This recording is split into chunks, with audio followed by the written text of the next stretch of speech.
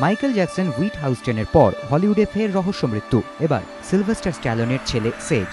সিলভেস্টারের প্রথম স্ত্রীর ছোট ছেলে ছিলেন তিনি। শুক্রবার নিজের বাড়িতেই তাকে মৃত অবস্থায় পাওয়া যায়। তবে তার মৃত্যুর কারণ নিয়ে পুলিশ ও সেজের আইনজীবী সহমত নন। তবে পুলিশ বলছে, সেজের ঘরে কেউ যে জোর করে ঢুকেছে এমন কোনো প্রমাণ পাওয়া যায়নি। সেজের বয়স হয়েছিল 36। অ্যাটর্নি জর্জ ব্রনস্টিন জানিয়েছেন, সেজকে এই অবস্থায় প্রথম দেখতে পান বাড়ির কাজের লোক। তার কথায়, পরিবারের লোকজন ও বন্ধুবান্ধব সেজের সঙ্গে যোগাযোগ করতে পারছিলেন না, সে কারণেই বাড়ির কাজের লোক গিয়েছিলেন খবর নিতে।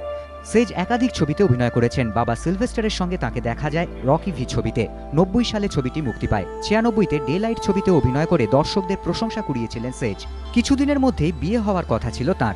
এই মুহূর্তে সেজের হাতে ছবির কাজও ছিল। পেশাদার জীবনে তিনি যে সফল ছিলেন না এমনও না।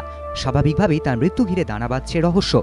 সিলভেস্টার ও সাশার দ্বিতীয় সন্তান ছিলেন সেজ। সেজের মৃত্যুতে সিলভেস্টার স্ট্যালোন ভেঙে পড়েছেন। তিনি জানিয়েছেন, সেজের অভাব বোধ করবেন। প্রাক্তন স্ত্রী সাশার প্রতিও সহানুভূতি জানিয়েছেন সিলভেস্টার স্ট্যালোন। এবিপি আনন্দ।